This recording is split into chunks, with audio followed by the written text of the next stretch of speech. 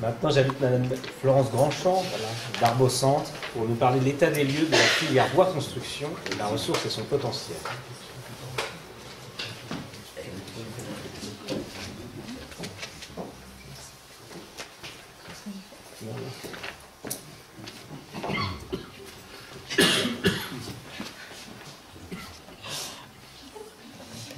Bonjour à tous. Donc moi je vais sortir du Pays de Grande-Sologne.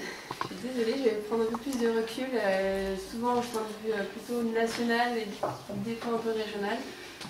Puisque sur la construction bois, on n'a pas de données aussi précises que sur la ressource. Donc je vous prie de m'excuser d'avance. Je vais aussi sortir un peu de tout ce qui a été présenté, de l'historique, enfin, de l'histoire du colombage, pour un peu vous montrer un peu le potentiel aujourd'hui de la construction bois. Donc ce qu'on peut faire de moderne, de toujours un peu moins moderne, mais qui s'adapte à peu près au territoire. Donc tout ce qui est ressources, ça a été très bien présenté, donc je ne reviendrai pas dessus. Voilà, je représente juste un peu la répartition sur la répartition du bois une fois qu'il sort de la forêt, l'utilisation de la récolte. Donc vous voyez qu'on a quand même une grosse moitié qui part en bois d'œuvre, un tiers qui part à peu près en bois d'industrie et un petit peu en bois énergie. Votre bois de trituration, vous le rentrez dans bois industrie? Oui.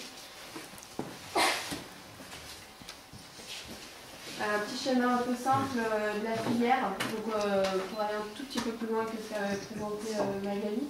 Donc on part de la sylviculture, qui est la base un peu de la filière. La répartition, donc sur le bois d'œuvre, on va vers du déroulage, du tranchage, donc ça c'est plus pour le panneau, l'ameublement. Vous voyez, contreplaqué, emballage. Le bois d'œuvre, ça donne une deuxième flèche vers le sillage. Donc là, de nouveau, on retourne vers le meuble, la charpente, tout ce qui est un peu aménagement, bâtiment quand même. Vous avez à chaque fois des déchets, hein, que ce soit du déroulage ou du tranchage. Donc les déchets, là on ne va pas, si on va aussi réfléchir, c'est un peu compliqué, hein, la filière, ça part un peu dans tous les sens. Donc là les déchets, ça part vers la pâte à papier, généralement. Là c'est pas répertorié, mais aussi le bois énergie.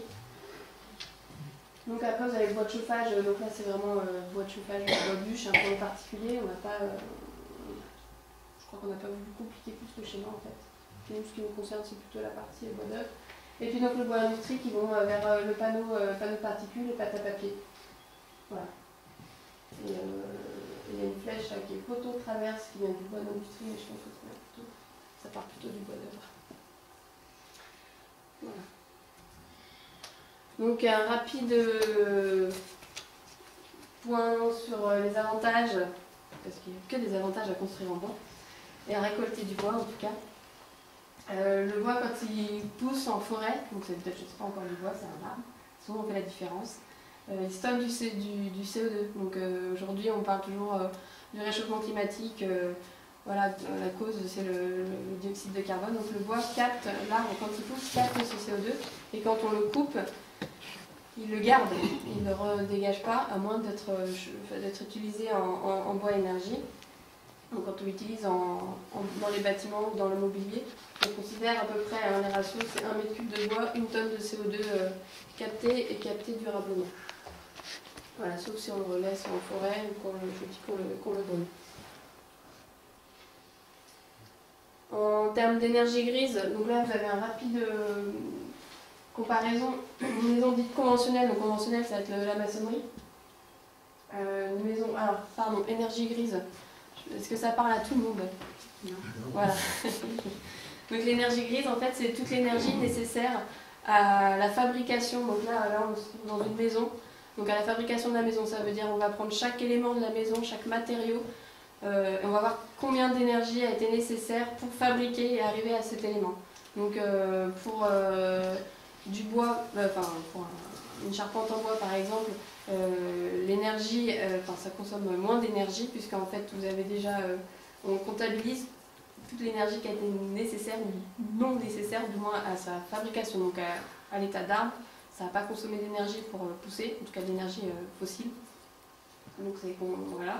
À l'inverse, quand vous avez des poutres métalliques, eh ben, voilà, les énergies nécessaires pour leur fabrication est bien supérieure.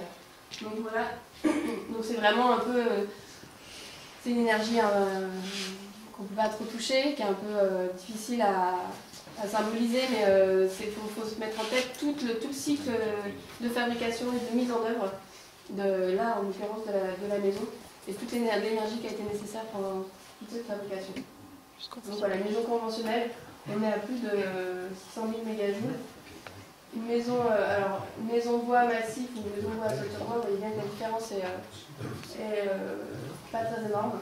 Donc la maison bois massif, c'est vraiment qu'on a mis tous les murs en bois, donc on n'est même pas dans le pan, on est vraiment dans les fustes. Et la maison toiture bois, on est un peu comme on a montré tout à l'heure, avec des montants. Donc ça veut dire que la différence entre les deux, elle est quand même assez légère, mais l'énorme différence qu'il faut retenir, c'est bien entre la maison conventionnelle et la maison ossature bois. Donc d'autres propriétés en faveur du bois. Une poutre en bois pour supporter à charge égale pour supporter une même charge, une poutre en bois sera toujours plus légère qu'une poutre en acier ou que du béton équivalent. Donc ça veut dire, là ça fait un peu physique, un peu mécanique, mais l'intérêt c'est quand on est sur des sols un peu difficiles de construction, quand on peut baisser l'élévation, le bois est une solution pertinente dans le sens où on n'a pas besoin nécessairement dans le cas de surélévation de renforcer les fondations. Et dans le cas de sols un peu difficiles, les fondations seront beaucoup plus légères que si on doit faire une construction en fait en parpaing ou en brique. Bien que je sais que la brique soit caractéristique aussi de la solide. Voilà, donc après les résistances, comment bien utiliser le bois, vous voyez, c'est plutôt en compression et en traction, en flexion aussi. Par contre, en cisaillement, ça devient plus délicat. Mais après, justement, c'est pour ça qu'on met c'est bien sur la structure et pas sur des choses horizontales, comme le bois. Le bois face à l'incendie. Donc le bois, on est d'accord, ça brûle, sinon sans ça, il n'y en a pas pour se chauffer. Sauf que pour le brûler, on l'utilise soit en petites sections, pour le bois énergie, je pense aux granulés, aux copeaux. Et quand vous mettez une bûche dans votre cheminée ou dans votre poêle, il faut quand même un peu d'énergie pour que ça s'enflamme et que la flamme dure.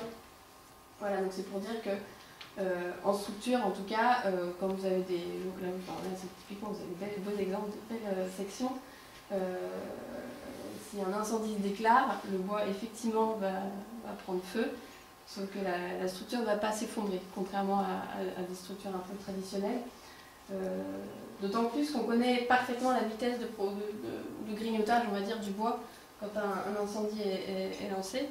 Et donc les pompiers, quand ils arrivent sur place, si on leur dit voilà, l'incendie a commencé à telle heure, ça fait 10 minutes, c'est bon, on a encore le temps d'intervenir dans un bâtiment à structure métallique où une fois que la température de fusion est arrivée, le bâtiment s'écroule et les pompiers ne veulent absolument pas prendre le risque de rentrer.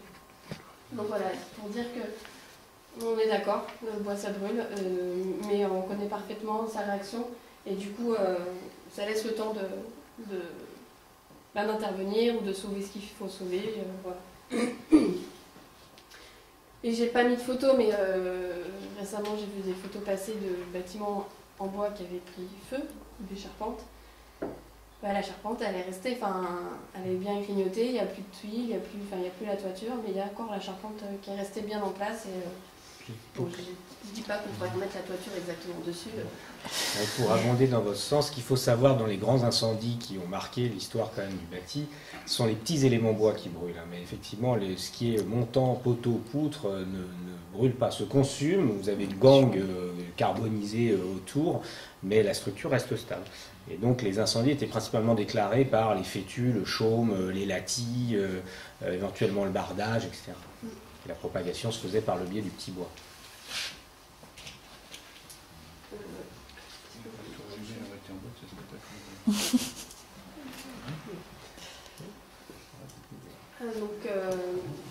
Les propriétés thermiques. Aujourd'hui, vous n'êtes pas sans savoir qu'il faut qu'on isole les maisons, qu'il faut qu'on fasse très attention à comment on chauffe nos maisons. Du coup, il faut qu'on isole nos maisons et quoi mettre comme isolant ou comme matériau. Le bois, on peut mettre en isolant, il y a de la fibre de bois qui existe. Mais on préconise aussi en structure, parce que donc, le bois est un matériau isolant, comme vous voyez. Donc, là, c'est la conductivité thermique, c'est la capacité d'un matériau à faire passer la chaleur ou la fraîcheur.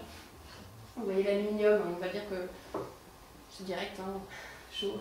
Vous mettez là dans le feu, par contre, vous sentez bien le chaud tout de suite sur la main. Et le chêne, le hêtre, l'épicéa, vous avez quand même un ordre de grandeur qui est quand même... si on compare au béton, parce que c'est ce qu'on utilise le plus, on est quand même 10 fois moins conducteur. Et donc, en isolant certes, mais en structure aussi. Pourquoi? Parce que du coup, justement, le bois limite ce qu'on appelle les ponts thermiques. Donc les ponts thermiques, pareil, je pense que c'est pas forcément un terme qui parle à tout le monde. C'est vraiment quand vous avez dans un bâtiment, je vais présenter comme ça, un élément qui est en contact, ça se fait de moins en moins, mais en contact directement entre l'intérieur et l'extérieur. Mettons par exemple les menuiseries aluminium, vous avez cet exemple, quand vous mettez la main sur votre menuiserie, vous avez froid. Si vous mettez une menuiserie tout en bois, vous n'avez pas cette sensation de froid. Donc le bois vraiment a cette capacité est naturellement isolant. Donc dans les bâtiments aujourd'hui qu'on demande être de plus en plus performants, on fait attention aussi aux éléments, aux ponts thermiques, donc à tout ce qui peut conduire la chaleur ou la fraîcheur en l'occurrence de l'intérieur vers l'extérieur. Et donc le bois limite ces effets-là. Donc après c'est rapide. Présentation de propriétés sur le bois. Je suis toujours assez rapide et puis je ne dis pas tout parce que sinon je vous assommerai.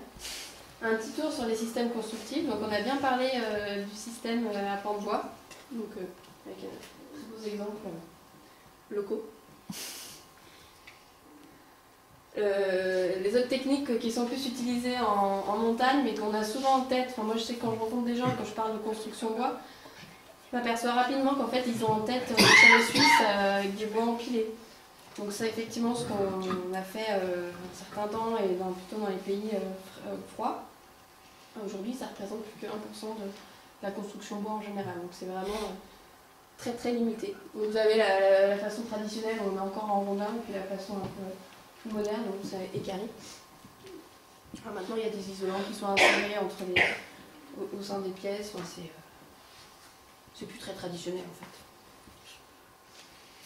Donc un autre système constructif qu'on voit plus, notamment ici, qui est très bien illustré, c'est le système poteau-poutre. On a des grandes portées, des gros éléments, et qu'on vient remplir soit de menuiserie, soit de murs remplis. Donc ça permet vraiment d'avoir l'intérêt d'avoir des grandes... on propose surtout pour ça, pour avoir de grandes baies vitrées.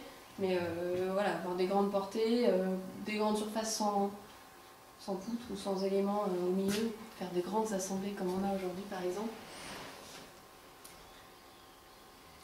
Un autre système constructif, là qui est vraiment tourné vers l'avenir, mais je l'ai mis à cet endroit-là parce qu'il n'est pas encore très développé, c'est le système en mur massif.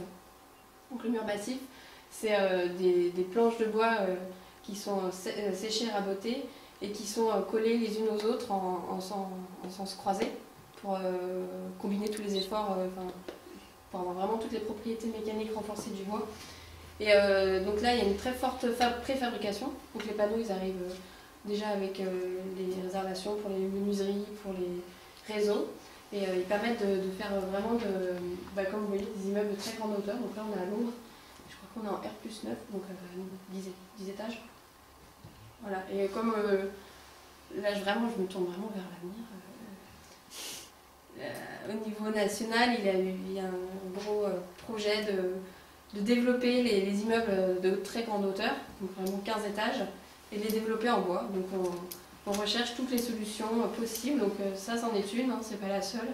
il faut aussi associer les matériaux entre eux et les solutions techniques. Donc voilà, c'est aussi,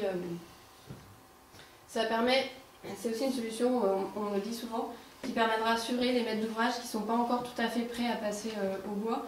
Pour eux, ça ressemble plus à la construction traditionnelle qu'à la construction au bois. Et du coup, ça les rassure et ils préfèrent passer sur ce système-là. Alors que c'est là où il y a le plus de bois. Donc vous voyez les exemples là, une maison qui a été entourée. Les éléments, ils arrivent vraiment tout. Déjà, la construction bois, c'est un jeu de Lego qu'on assemble, mais alors là, c'est encore plus flagrant.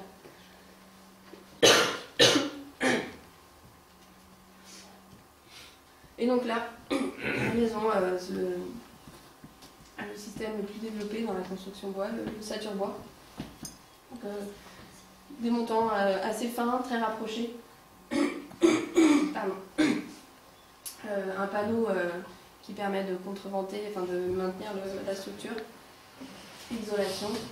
Et voilà. Donc là, je suis passée directement pour vous montrer la préfabrication en atelier, pour vous montrer aussi qu'on est, que la construction bois, c'est quelque chose, on avait déjà dit tout à l'heure pour le pan, mais on va. C'est pas improvisé, quoi. Il y a de l'étude derrière, il y a du travail qui est fait de manière très précise dans l'atelier et qui permet du coup une grande qualité de fabrication et de mise en œuvre. Parce qu'on est moins lié aux aléas, aux intempéries, aux aléas de chantier. Voilà. Donc une très grande rigueur dans la fabrication. Donc là, je vous ai mis un schéma de préfabrication mur, on va dire un peu, pas tout à fait poussé à l'extrême, mais vraiment dans les dessins. Donc ce que je disais, les montants qu'on vient assembler, le panneau qu'on vient refermer, on retourne le panneau, ce qu'on appelle le panneau sature bois, on met l'isolant, on referme, et là on met aussi le revêtement intérieur. À l'extrême, on peut mettre le revêtement extérieur et les menuiseries. Il y en a qui le font. Dans l'exemple. Je voulais juste compléter, ça c'est donc le process d'industrialisation. Oui. Il y a un autre paramètre qui est intéressant à souligner, ce qu'on voit le personnage qui est en train de fixer ces panneaux, c'est que la construction bois, que ce soit des pans de bois ou des 2D ou 3D, ça demande un certain niveau de compétences techniques parce qu'on touche tout de suite à la compréhension de la structure du bâtiment. Des rapports de charge, des panneaux, des systèmes de contreventement, ce qui n'est pas le cas de la maçonnerie. Dans une maçonnerie dite traditionnelle, la personne qui pose des parpaings n'a pas forcément une idée très précise de la façon dont se répartissent les charges. L'artisan qui travaille même sur des systèmes de process relativement industrialisés, il est immédiatement confronté finalement à l'ossature du bâti. Et ça demande, et ça a toujours été, c'est pas propre au process actuel, ça a toujours été, il y a toujours une grande tension entre eux. Et le maître charpentier, qui devient ensuite l'artisan, puis l'ouvrier charpentier, etc., ou le compagnon menuisier, a forcément une certaine idée, même si c'est pas forcément un ingénieur structure, des jeux, des mécaniques complexes de report de charge à l'intérieur des bâtiments. Et donc, ce que je disais, c'est qu'il travaille avec une très grande précision, chose que les maçons ne font pas. Non mais... Ils sont dans la salle. Non, c'est pas pour dénigrer la profession, c'est juste que... pratique. Il n'y a pas beaucoup de charpentiers qui sont 100% satisfaits des dalles sur lesquelles ils sont venus poser leur mur en sature. J'ai encore eu des conversations il n'y a pas très longtemps. Voilà, donc là vous avez un mur quasiment... pas fini quand même, il manque plus qu'à mettre en fait le latage et le bardage. Donc là vous avez les précales, c'est des précales dans lesquels sont mis le dormant des menuiseries est posé, sera posé, ça ne veut pas dire. Là vous avez ces isolations, une surisolation posée à l'extérieur du mur, et donc par-dessus on vient de mettre le bardage. Donc sinon l'isolation, voilà, là vous avez vue intérieure, non c'est encore vue extérieure. Vous avez le pare-pluie, le latage et puis le bardage à venir. Et là vous avez la vue intérieure où vous avez et donc l'isolation dans l'entrée-montant et le pare-pluie vapeur. Donc pare-pluie par vapeur, c'est des étanchéités vis-à-vis de l'eau et vis-à-vis de la vapeur pour éviter que le mur ne traîne l'eau. Donc Donc ça, c'est sur une maison individuelle. Justement, un exemple de surélévation où il n'y a pas eu de renfort. Un petit complément, est-ce que juste vous pouvez revenir à la diapo précédente? J'ai juste complété un petit élément. Une des autres vertus des chantiers bois, c'est que ce sont des chantiers secs. C'est que, alors en dehors de la dalle, sauf qu'il pleut, en dehors de la dalle qui est effectivement maçonnée pour mettre hors d'eau la structure, le reste c'est fait en atelier, c'est apporté avec une grue, même en 2D, c'est-à-dire juste panneau par panneau, mais ce sont des chantiers secs qui se montent très rapidement, un peu comme des mécanos. Ce qui n'est évidemment pas le cas, encore une fois, des chantiers en maçonnerie dite traditionnelle. Alors ce qui est rigolo du coup, c'est qu'effectivement les gens, quand ils viennent reconstruire un bâtiment en bois, déjà il y a beaucoup de curieux qui viennent. Et en fait, des gens qui passent pas très souvent dans le quartier, et ils passent un matin, il n'y a rien, ils passent à la fin de la semaine, la maison elle est quasi finie, en tout cas de l'extérieur. En tout cas, il y a un bâtiment quoi, qui s'est monté en 2-3 jours. Quoi. Après, ça dépend de la taille des bâtiments, mais c'est toujours, et quand on discute avec les gens localement, les constructions, ils sont toujours, je sais pas si c'est émerveillé, mais surpris. Et donc un dernier atout, enfin un autre atout encore de la construction bois, c'est que c'est vraiment adapté dans tout type de situation. C'est-à-dire que là vous avez des situations, c'est une station d'épuration qui est là, et là c'est un stockage de sel pour l'hiver. Donc vous voyez, même si le bois est un peu attaqué, on l'a quand même choisi parce que c'était quand même plus, ça dure. On trouve aussi dans beaucoup de piscines qui sont faites en charpente lamellé-collé bois. Pourtant, le chlore et la javel, c'est quand même des milieux relativement agressifs, mais voilà, le bois dur. D'autres situations un peu extrêmes, dans des régions sismiques, en fait, le ossature-bois résiste vraiment bien en période de séisme. Un peu comme quand il y a un incendie, vous avez quand même, dans une ossature-bois, vous avez le temps en cas de séisme, vous avez le temps de sortir. C'est vrai que j'ai eu la chance de voir une maquette en train d'être testée. Et ce qui se passe, c'est que le sol bouge, mais les étages ne bougent pas. Du coup, là où ça s'effondre, c'est quand tous les bâtiments bougent, mais en fait un séisme ça dure jamais suffisamment longtemps pour que l'ensemble de la hauteur du bâtiment se mette à bouger et donc commence à s'écrouler. Donc c'est vraiment... quand on voit l'exemple, c'est vraiment impressionnant. Un autre atout, donc là c'est pareil, c'était dans... je sais plus si c'est en Haïti ou quoi, la reconstruction après les effondrements. C'est juste une petite image pour dire qu'on peut construire en bois à peu près partout parce que justement le matériau, donc soit c'est préfabriqué, ça peut être un peu plus compliqué, mais il y a aussi la méthode où on construit vraiment sur chantier. On apporte les éléments un par un et donc on peut aller dans des endroits très peu accessibles. Je pense, moi qui viens d'Orléans, on a pas mal de petites maisons en centre-ville qui sont, dont les extensions ont lieu dans le jardin, donc derrière la rue. Et on peut tout passer par la cuisine ou par la porte et tout ça, et donc c'est aussi possible. Donc là on est de nouveau soumis aux aléas de climat, de chantier et tout ça, mais je veux dire c'est aussi possible d'apporter des éléments de manière plus facilement, facile, sans salir trop la maison. Voilà. Et donc je vous ai fait un petit zoom, aussi un petit point de détail sur le bois, alors, pas tout le bois en extérieur, mais surtout le bardage, parce que je sais que c'est un peu une réticence des maîtres d'ouvrage. On va d'abord un rapide point sur les types de bardage. Donc là vous avez le bardage en plein, en gros c'est une planche aussi qui n'a pas trop été travaillée et qu'on vient remettre sur le bâtiment. Là vous avez ce qu'on retrouve plus aujourd'hui, d'ailleurs je reviens là-dessus.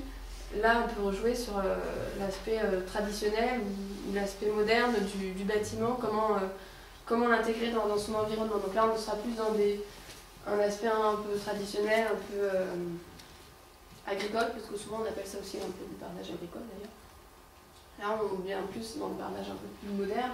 Donc on a travaillé le profil, vous voyez, il s'emboîte et c'est ce qu'on fait plus souvent aujourd'hui. Et là, pour info, c'est du châtaignier. Où là, on a la version hyper moderne, hyper à la mode, hyper tendance.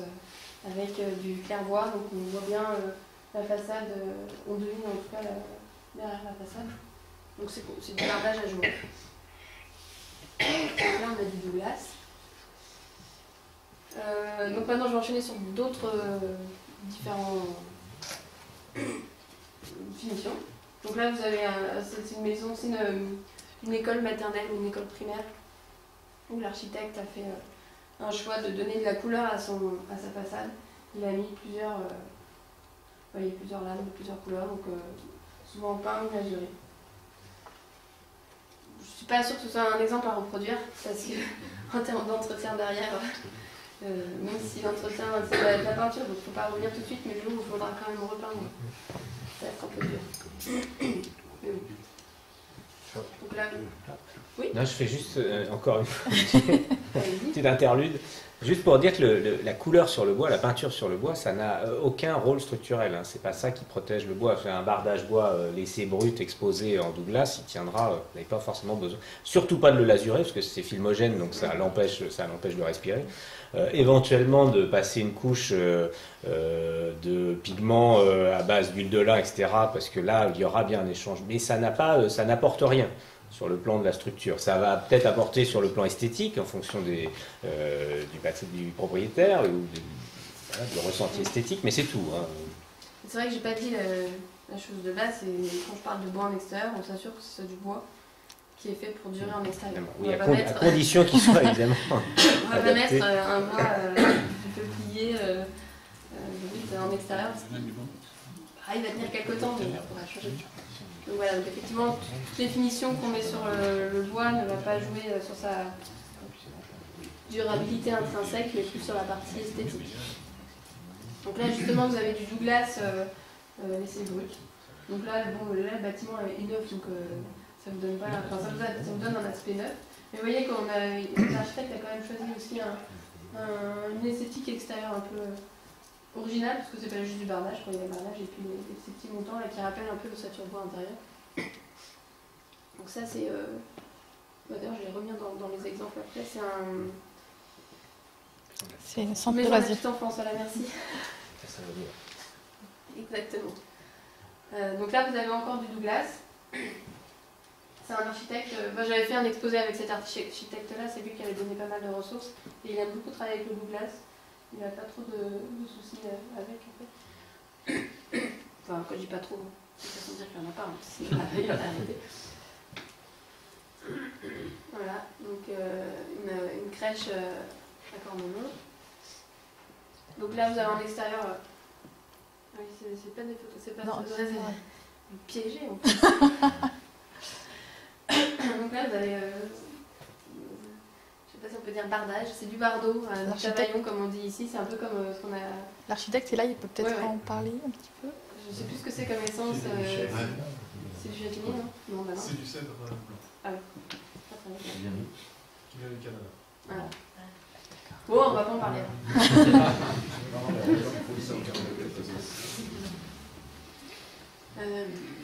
Du coup, ouais, je l'ai pas pris, c'est dommage. Ah, le panneau. Mais il est à votre disposition. Dans mon bureau, donc j'ai un grand panneau qui me permet de voir un peu l'évolution de différentes essences et différentes finitions.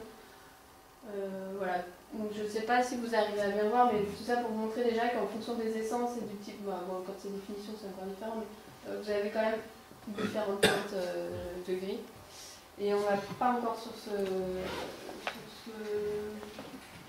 tableau des exemples de bois traités par haute température qui donnent encore d'autres coloris. Voilà, là c'est là que ça vous intéresse, c'est quand ça vieillit. Donc là vous avez une façade peinte, rouge, donc à l'état d'origine. Et là, après 8 ans à peu près, donc si vous constatez les lames de bois, elles sont nickel. C'est la couleur qui est fait de la météo, des UV, tout ça, qui a blanchi, mais je pense que n'importe quel... je pense à du mobilier de terrasse en PVC, ça blanchit aussi. Voilà. Donc là, la solution, soit vous pouvez laisser comme ça, si ça ne vous déplaît pas, en même temps, c'est dans le temps. Donc je pense qu'à moins d'avoir la photo avant-après, on ne s'en rend pas forcément trop compte. Après, la solution, c'est de repeindre. Mais voilà, c'est pas... Je vous dis, ça fait 8 ans, ça peut tenir encore quelques années. Donc là, vous avez du Douglas. Alors, est-ce qu'on voit bien que ça va? Donc à l'état d'origine, donc bien... On va dire orange, mais c'est pas tout orange d'ailleurs. Et puis ça a grisaillé au bout de quelques... Pareil, à chaque fois, les périodes, c'était 5 ans. Voilà, donc ce qui fait un peu de défaut du tort aux façades bois, ce sont les petits retraits comme on peut voir là. Là, vous avez un renfoncement, je ne sais pas si c'est une porte ou quoi, donc ça moins gris. Là, vous avez voilà, tout ce qui est sous l'avancée, ça met un peu plus de temps. Mais pour dire que quand ça devient gris, c'est pas que le bois pourri, c'est qu'il se patine. Voilà, là vous avez un exemple de façade en bois traité thermiquement. Donc là, c'est du bois qu'on met typiquement dans un four. Et il est complètement sec et il ne reprend plus d'humidité. Et moi j'aime beaucoup, en fait, je ne me cache pas, parce que le gros avantage c'est que ça grisaille assez vite, donc on est vite rendu à l'état final, et de manière très homogène. Donc il n'y a pas de, enfin, voilà, vous n'avez pas de surprise d'une lame à l'autre ou d'un endroit à l'autre de la façade. Voilà, après, la question c'est on aime ou on n'aime pas le gris, mais ça c'est autre chose. Là vous avez une façade lazurée. Donc pareil, après 8 ans à peu près, donc je crois que ça c'est l'état d'origine. Ouais. Voilà. Donc ça c'est l'architecte qui c'est sa propre maison, donc il parle de connaissance de cause. Donc c'est vrai que bon, faut revenir. Mais on a aussi fait d'énormes progrès sur tout ce qui est finition justement là. Je ne sais pas exactement comment c'était appliqué à l'origine. Moi ce que je conseille c'est que les finitions soient appliquées en atelier, en usine. Le fournisseur de barbage, ils ont tout ce qu'il faut pour finir en atelier chez eux. Et qu'après, comme ça, on est sûr que tout est vraiment bien fait. Parce que finir sur le chantier, c'est souvent de moins bonne... ça tient moins bien quand même. Voilà, et puis pour terminer, avec la partie bardage, quitte à barder en bois quand vous avez sur de l'existant, autant faire une isolation thermique. Mais, je crois que j'ai découpé dans mon... Non, c'est pour dire, voilà, la maison, vous avez une maison avant isolation et après isolation, avec une petite extension. Ça donne aussi un deuxième look et des économies d'énergie. Voilà, je vous avais dit que je serais très générale. C'est vrai que je n'ai même pas les chiffres sur le marché de la construction bois, donc je vais les dire quand même en off. La construction bois en France, on est autour de 12,5%. Et en maison individuelle, voilà. Après en bâtiment, en bâtiment collectif, on est sur des fortes croissances. On en voit d'ailleurs de plus en plus. Mais non, on est sur une bonne progression. Alors là c'est sur les tendances de 2011-2012. On n'a pas fait d'études en 2013. Et là on relance une étude en 2014. Donc avis aux charpentiers constructeurs, vous allez être sollicités pour répondre à des questions. S'il vous plaît, répondez aux questions. Quel est le pourcentage de bois de France? Alors on a aussi ces renseignements sur le questionnaire. Les charpentiers déclarent utiliser plus de 50% de bois français. 50% ça peut? Ouais, 50%. Bah, on part de loin. Quand même. Résineux essentiellement. Là, aux États-Unis, c'est 90% les maisons individuelles. Aux États-Unis, les piles sont en bois. C'est tout, pratiquement tout en bois. Voilà. Mais l'étude 2012, elle est sur notre site internet. Enfin, je pourrais mettre à disposition, je vous l'avais déjà peut-être transmise la synthèse de 2012. Donc voilà. Si vous avez des questions.